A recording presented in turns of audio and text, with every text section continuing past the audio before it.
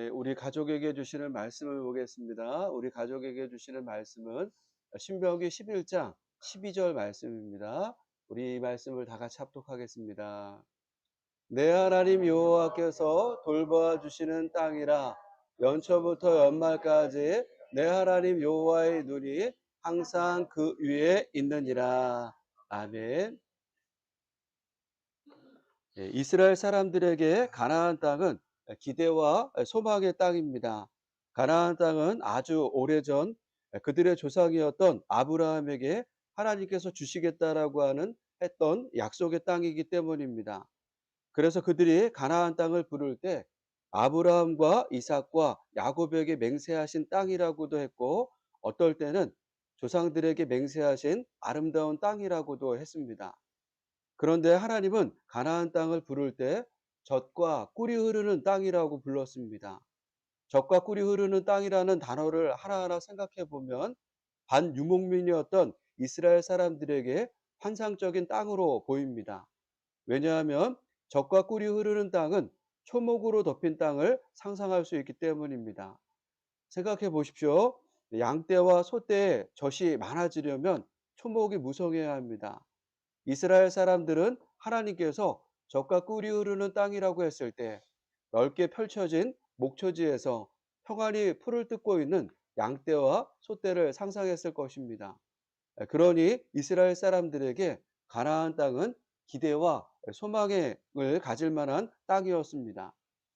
그렇다면 실제로 가나안이 그들이 상상하는 젖과 꿀이 흐르는 땅이었을까요? 가나안은 우리나라 강원도 크기만 합니다. 그러면서 우기와 건기가 뚜렷하게 드러나는 기후를 가지고 있습니다. 보통 우기는 10월부터 이듬해 4월까지이면서 건기는 5월부터 9월까지입니다. 우기와 건기가 대략 6개월씩 있는 것입니다. 우기인 10월부터 이듬해 4월까지는 초목이 무성해 보입니다.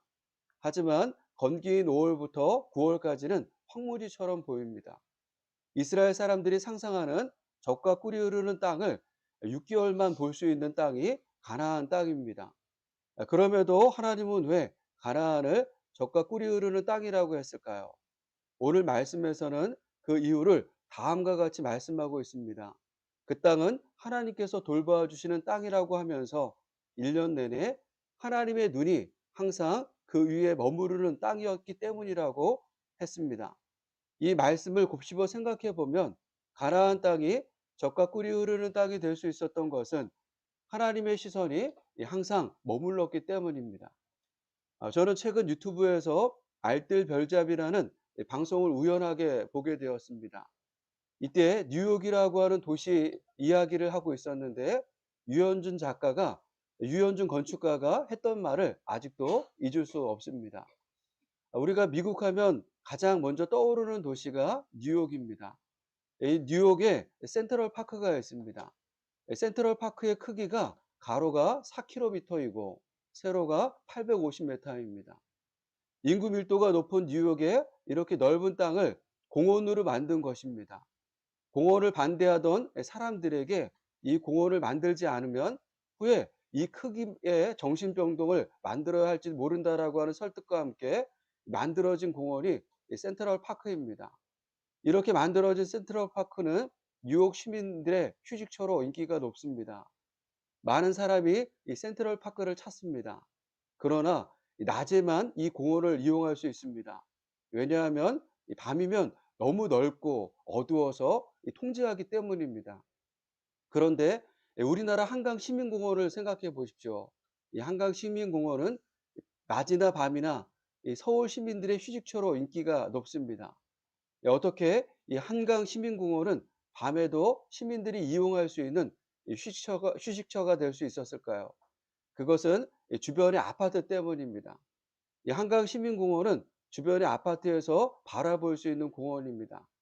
사람들의 시선에 들어오는 공원이라고 하는 말입니다.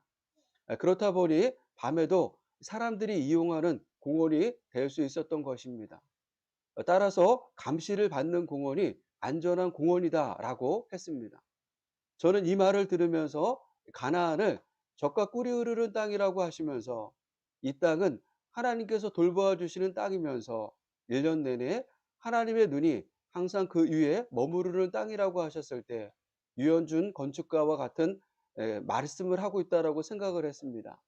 하나님의 시선이 머무르는 곳이 곧 젖과 꿀이 흐르는 곳이다. 그러면서 이 말을 다음과 같이 바꿀 수도 있다라고 생각합니다. 하나님의 시선이 머무르는 가정이 곧 젖과 꿀이 흐르는 가정이다. 새해를 맞아서 우리 가정들이 1년 내내 이 하나님의 시선이 머무르는 가정이 되었으면 좋겠습니다.